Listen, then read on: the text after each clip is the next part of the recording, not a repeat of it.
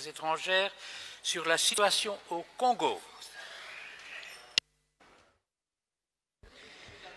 Oui, merci Monsieur le Président, Monsieur le Ministre des Affaires étrangères et de la Défense.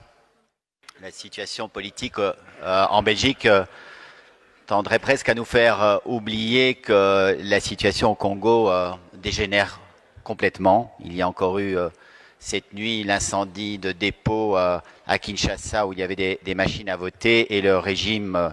Kabila accuse sans aucune preuve, de manière totalement farfelue, le candidat de l'opposition d'être derrière cet incendie.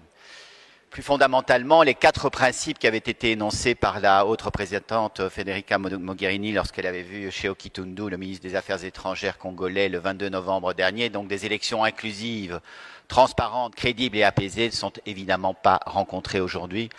On le sait, il n'y a pas d'observation électorale européenne qui est tolérée. La machine à voter, la fameuse machine à voter, les listes électorales posent toujours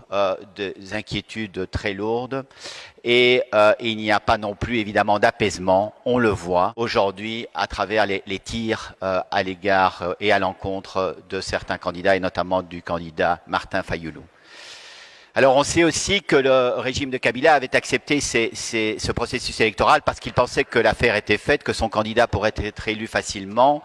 parce qu'il avait truqué ce processus électoral, mais aujourd'hui on voit que ce candidat, Martin Fayulu, suscite un énorme enthousiasme, que les foules se déplacent sur son chemin, il a visiblement un soutien populaire très important, et donc le régime fait ce qu'il fait à chaque fois, il tire, il tue, il blesse, il réprime, et notamment ce candidat. Alors la question est de savoir ce qu'on peut faire effectivement par rapport à un tel processus, ce qu'on peut faire pour éviter encore plus de chaos, plus de violence, plus de répression. Et je sais que vous n'êtes pas restés les bras